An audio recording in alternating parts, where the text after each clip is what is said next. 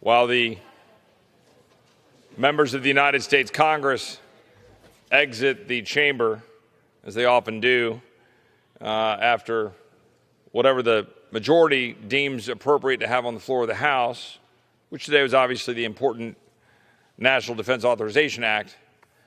Nevertheless, in my home state of Texas, the people of Texas are under siege with wide open borders.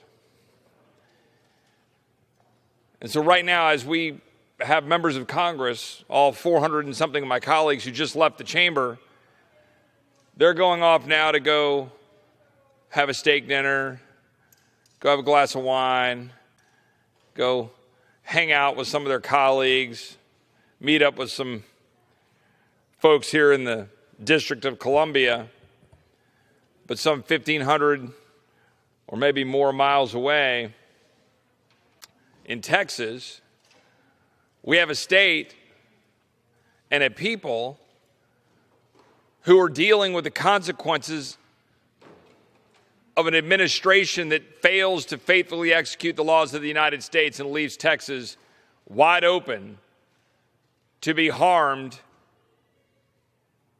endangered, and nobody in this body on the other side of the aisle seems to care in the slightest bit.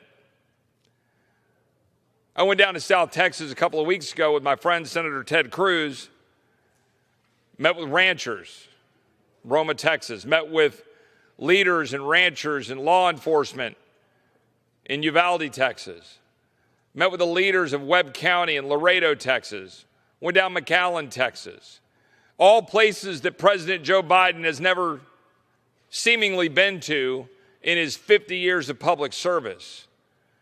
Certainly hasn't been there since he's been president. Vice President of the United States, who's allegedly in charge of the border, hasn't found her way to any of these places that I visited a mere 2 weeks ago.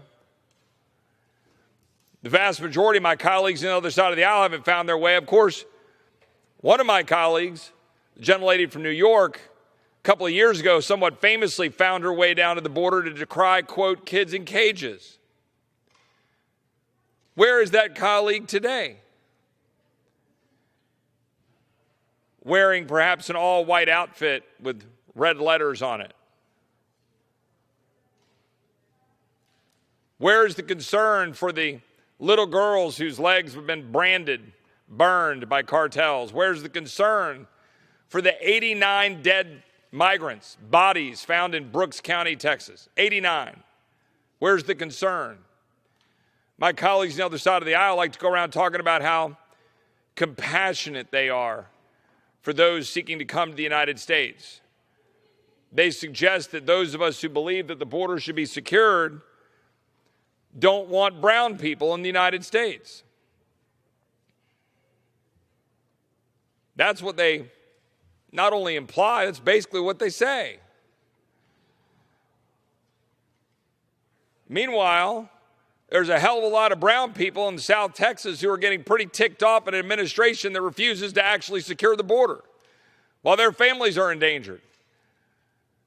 There's a whole lot of brown people who work for the Border Patrol who are feeling pretty darn unappreciated right now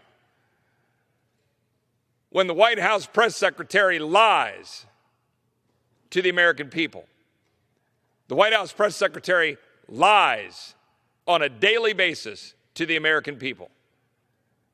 Lie number one, perpetuating the lie that Border Patrol was whipping migrants. It's a lie. And it's being repeated by my colleagues on the other side of the aisle. It is a lie. The President of the United States and those in charge of the press secretary are countenancing this lie about Border Patrol. This picture I'm standing next to is a picture of Border Patrol with one of their horses interacting with a young man who's, of course, or young boy, I should say, who's one of the migrants from Haiti who's down in Del Rio. Young fella is having a good time down with this Border Patrol agent down on his knees. This Border Patrol agent's a man, probably with a family. I don't know how old he is, but I know a lot of Border Patrol agents because I actually go there. I don't just dismiss Border Patrol agents as some sort of callous individuals who don't care about human beings. But that's what my colleagues on the other side of the aisle do every single day, led by the President of the United States with a voice from a press secretary who lies every single day about the state of our border, who lies every single day about the actions of Border Patrol. And then today has the audacity to take away horses, at least in the Del Rio sector, I haven't been able to look at the entire order, take away horses from the ability of Border Patrol to actually try to patrol the border. This coming from people who have never been to the daggum border. There are no navigable roads along the river. My Democrat colleagues don't care. My Democrat colleagues don't care that Border Patrol can't run along the river. You'd think, at least in their politically correct nonsense they espouse every day, that they wouldn't want them to have to use automobiles. That maybe they could use horses to go down to the river. Not one of my colleagues on the other side of the aisle goes down and meets with the ranchers, the Border Patrol agents who are dealing with the actual outcome, the actual result of an administrative policy to leave our borders wide open.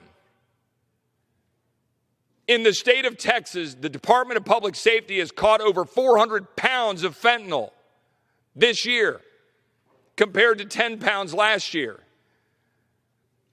Dead Texans as a direct result of this administration's refusal, flat out refusal, to faithfully execute the laws of the United States.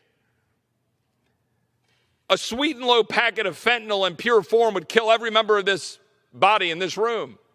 Certainly a few packets would.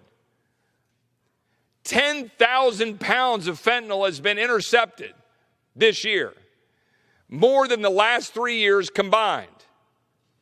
Where are my Democratic colleagues? I asked this question when I was in Laredo 2 weeks ago, when I was standing next to the Hispanic county judge of Webb County. County judge in Texas, the chief administrator of the county. I asked, where is Joe Biden? When he got up to the podium next, he said, that is a great question. Where is Joe Biden? Well, if Joe Biden knows where he is, it'd be helpful. He's sure as heck not down in the border. He's sure as heck not down in Laredo. And his policies are abandoning the people of Laredo and abandoning the people of Texas. The policies of my colleagues on the other side of the aisle leave Texas dealing with the brunt of a wide open border. And they laugh it off. They ignore it. The stash houses in Houston, Texas, the stash houses in Del Rio, the stash houses in Laredo, the stash houses in McAllen, the stash houses up and down the border where little girls and little boys are being put into the sex trafficking trade. My Democratic colleagues who love to go pat themselves on the back for being compassionate are nowhere to be found. MIA.